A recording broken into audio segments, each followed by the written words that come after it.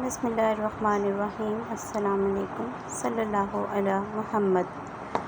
وفا، شجاعت اور ایمان کی بلندیوں پر نظر ڈالی جائے تو وہاں ایک نمایاں شخص نظر آتا ہے جو قوت و جلال اور فضل و کمال میں اپنی مثال ہے۔ استقلال، ثابت قدمی، اخلاص اور صبر کا نام حضرت عباس ہے۔ حضرت فاطمہ سلام اللہ علیہ کے بعد 10 سال تک حضرت علی شیر خدا نے کسی سے شادی نہ کی۔ پھر ایک دن لوگوں کے اصرار پر حضرت علی نے حضرت عقیل کو بلایا اور فرمایا، میرے ساتھ شادی کے لیے ایک نیک، پاک باز اور بہادر خاتون کی تلاش کریں۔ بس کچھ ہی عرصے بعد شجاعت کے لیے مشہور قبیلے کی لڑکی کے ساتھ آپ کا نکاح ہو گیا، جن کا نام بھی فاطمہ ہی تھا۔ بعد میں یہ ام المؤمنین کے نام سے مشہور ہوئیں۔ امیر المومنین حضرت امام علی کو اللہ پاک نے ام البنین سے 4 بیٹے عطا کیے جو کہ سارے ہی کربلا میں شہید ہوئے۔ ان بیٹوں میں سب سے بڑے بیٹے حضرت عباس تھے۔ وفا، شجاعت اور صبر اللہ حضرت عباس کو ورثے میں ملا تھا، کیونکہ ایک طرف والد جو کہ شیر خدا ہیں تو دوسری طرف ماں بنو کلابیہ سے ہیں جو عرب میں عرصہ دراز سے شجاعت کے لیے مشہور تھا۔ حضرت عباس 4 شعبان 26 ہجری کو مدینہ منورہ میں پیدا ہوئے۔ امیر المومنین حضرت علی کبھی کبھی جناب عباس کو اپنی گود میں بٹھاتے تھے اور ان کی آستین کو پیچھے الٹ کر بوسہ دیتے تھے اور آنسو بہاتے تھے۔ ایک دن ان کی ماں ام البنین اس ماجرا کو دیکھ رہی تھیں۔ حضرت علی نے فرمایا، یہ ہاتھ اپنے بھائی حسین کی مدد میں اور نصرت میں کاٹے جائیں گے، میں اس دن کے لیے آنسو بہا رہا ہوں۔ جناب عباس نے حسنین کریمین کے ساتھ تربیت پائی۔ جب آپ جوان ہوئے تو لوگ آپ کی دانشمندی، کمالات اور بہادری کی مثالیں دیتے نہ تھکتے۔ جب حضرت علی شہید ہوئے تو آپ اس وقت 14 سال کے تھے۔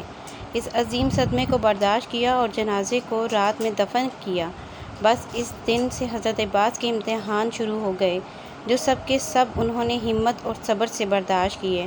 آخر کو آپ نے وہ دن بھی دیکھا کہ جب حضرت امام حسن کو زہر دے کر شہید کر دیا گیا۔ آپ کا جنازہ بھی صحیح طرح سے نہ پڑھنے دیا گیا، لیکن یہ سب بھی ایک بہادر باپ کے بہادر بیٹے تھے۔ صرف اسی لیے برداشت کیا کہ حضرت حسین نے انہیں یہ کہہ کر منع کر دیا کہ عباس ابھی جنگ کا وقت نہیں ہے۔ جناب عباس کی شادی عبداللہ بن عباس کی بیٹی لبابہ سے ہوئی، جن سے اللہ پاک نے انہیں 2 بیٹے عبیداللہ اور فضل عطا فرمائے۔ آپ ہمیشہ حضرت امام حسین کے شانہ بشانہ رہے، بلکہ حضرت عباس ہمیشہ بنو ہاشم کے 30 نوجوانوں کا حلقہ بنا کر حضرت امام حسین کی حفاظت کے لیے ان کے ساتھ رہتے تھے۔ آپ نے ہمیشہ اپنے آپ کو حضرت حسین کا غلام بنا کر پیش کیا، نہ کہ بھائی۔ یہاں تک کہ کربلا کے میدان میں بھی آپ نے اپنی غلامی اور وفا کا مظاہرہ کیا۔ ابن زیادہ جانتا تھا کہ جب تک عباس کربلا کے خیموں میں موجود ہیں ہم ان تک نہیں پہنچ سکتے، اس لیے اس نے ایک چال چلی کہ شمر ملعون کو 4000 سپاہی دے کر حضرت عباس کے پیچھے بھیجا۔ شمر نے حضرت عباس کو کہا کہ میں ابن زیاد کی طرف سے عباس تمہارے اور تمہارے بھائیوں کے لیے ایمان نامہ لکھوا لایا، اس لیے تم یہاں سے جا سکتے ہو۔ بس یہ سننا تھا کہ حضرت عباس کا چہرہ مبارک سرخ ہو گیا۔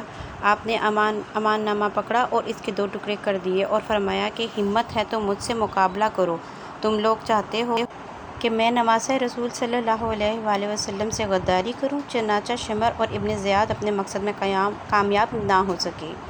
پھر کربلا کے میدان میں جب باری باری سب شہادتیں پیش کر رہے ہوتے ہیں تو حضرت عباس نواسہ رسول صلی اللہ علیہ وآلہ وسلم عرض کرتے ہیں کہ آقا حسین، اب مجھے بھی اجازت دیں میں ان یزیدیوں کو جہنم وصال کروں۔ لیکن حضرت حسین فرماتے ہیں کہ عباس، یہاں شجاعت کا امتحان نہیں بلکہ ہمارے صبر کا امتحان ہے۔ حضرت عباس خیموں کے گرد چکر لگا رہے تھے۔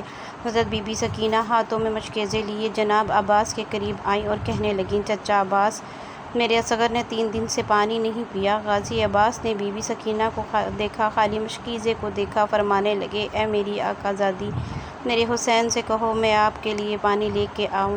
بس بی بی سکینہ حضرت عباس کو لے کے امام حسین کے پاس آتی ہیں اور فرماتی ہیں، اے بابا، چچا کو اجازت دو، نہر سے پانی لے کے آئیں۔ امام حسین نے غازی عباس کے چہرے کو دیکھا، ایک آہ بھری اور فرمایا، سکینہ، عباس جاؤ میری بہن زینب کے پاس، اگر میری بہن عباس کو اجازت دیتی ہے تو بس تم چلے جانا۔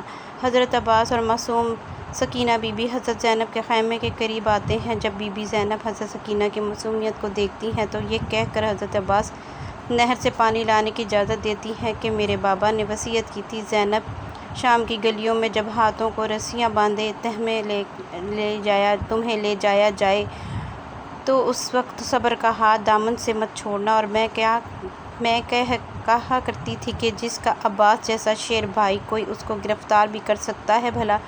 حضرت عباس پانی کی مشق لیے گھوڑے پر سوار ہوتے ہیں، ایک ہاتھ میں علم اٹھاتے ہیں اور نہر کی طرف بڑھنے لگتے ہیں۔ تاریخ طبرہ میں حضرت محمد بن جریر طبری لکھتے ہیں کہ جب حضرت عباس دریائے فرات کی طرف مشکیزہ اور ننگی تلواریں لے کر نکلتے ہیں تو اس وقت عمر بن الحجاج 500 یزیدی فوجیوں کے ساتھ دریا پر پہرا دے رہا تھا۔ کربلا کا تپتا صحرا سورج اپنی آب و تاب سے چمک رہا تھا۔ جب پہرہ داروں نے ایک شاہ سوار کو ننگی تلوار کے ساتھ آتے دیکھا تو فوج میں ہلچل مچ گئی۔ تاریخ گواہ ہے کہ حضرت عباس نے 133 یزیدیوں کو چیر ڈالا اور دریا پر پہنچ گئے، باقی فوجی امداد لینے کے لیے اپنے کیمپوں میں بھاگ گئے۔ حضرت عباس نے اپنا علم دریا کے کنارے گاڑا اور مشک میں پانی بھرنے لگے۔ مشک بھرنے کے بعد آپ نے خود پانی پینے کے لیے چلو بھرا اور پھر یہ سوچ کر پانی گرا دیا کہ میرے آقا حسین اور ان کی آل کب سے پیاسی ہے۔ اللہ اکبر! تو ہے کوئی عباس سے وفادار شخص اس دنیا میں؟ پھر آپ نے سوچا کہ میں نے گھوڑے کو پانی پلا لیتا ہوں، لیکن گھوڑا بھی وفادار ہی تھا، اس نے پانی نہ پیا۔ اتنی دیر میں عمرو اپنی فوج کی دوبارہ صف بندی کرتا ہے اور پیچھے اور سپاہی بھی مدد کے لیے آ جاتے ہیں۔ حضرت عباس مشکیزیں اٹھائے گھوڑے پر سوار ہوتے ہیں، اتنے میں ایک تیر ان کے کندھے آ کر لگتا ہے۔ حضرت عباس گھوڑے کو خیمے کی طرف دھراتے ہیں، سپاہی ان کو گھیر لیتے ہیں اور تیروں کی بوچھار کر دیتے ہیں۔ عمرو آواز لگا کر کہتا ہے کہ یہ پانی خیموں تک نہ پہنچنے پائے، اگر ان کو پانی مل گیا تو ہماری خیر نہیں۔ اتنے میں ایک بدبخت نے چھپ کر تلوار کا وار کیا تو آپ کا ایک بازو قلم ہو گیا۔ آپ پانی کا مشکیزہ دوسرے ہاتھ میں پکڑتے ہیں، پھر دوسرے بازو پر بھی وار ہوتا ہے اور دوسرا بھی قلم ہو جاتا ہے۔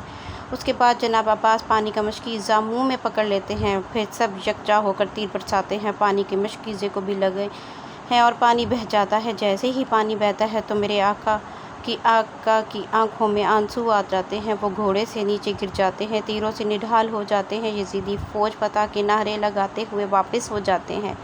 جب امام حسین حضرت عباس کو گرتا دیکھتے ہیں تو وہ ان کی طرف بڑھتے ہیں اور آ کر حضرت عباس کا سر مبارک اپنی گود میں لے لیتے ہیں۔ حضرت عباس پہلی دفعہ حضرت امام حسین کو اپنا بھائی کہہ کر پکارتے ہیں اور معافی مانگتے ہیں کہ میں معصوم سکینہ کے لیے پانی نہ لا سکا۔ آپ کی روح مبارک دارالفنا سے دارالبقا کی طرف کوچ کر جاتی ہے۔ اب ساری شہادتیں ہونے کے بعد جب سارے سر گردنوں سے اتار دیے جاتے ہیں اور ان کو نیزوں پر چڑھا دیا جاتا ہے تو صاحب وفا حضرت عباس کا سر نیزے پر نہیں رکتا اور بار بار گر جاتا ہے۔ یزیدی فوج پریشان ہو کر حضرت زین العابدین سے پوچھتے ہیں کہ ایسا کیوں ہے، جس پر آپ ایک تاریخی جملہ فرماتے ہیں، میرے چچا نے ساری زندگی حضرت حسین کی برابری نہیں کی تو اب مرنے کے بعد ان کا سر بھی حسین کے سر کے برابر نہیں رک سکتا۔ اللہ اکبر! یہ سن کر شمر کہتا ہے کہ عباس کے سر کو گھوڑے کی زین سے باندھ دو۔ لاکھوں کروڑوں سلام ہوں حضرت عباس کی وفا پر۔ اللہ پاک ہم سب کو بھی اللہ کے دین، اس کے پیارے نبی حضرت محمد صلی اللہ علیہ وآلہ وسلم اور ان کی آل پاک سے وفا کرنے کی توفیق عطا فرما دے۔ اے اللہ ہم سب کے گناہوں کو معاف فرما دے اور ہمیں سمندر وفا حضرت عباس سے چند قطرے وفا، صبر اور بردباری کی عطا فرما دے۔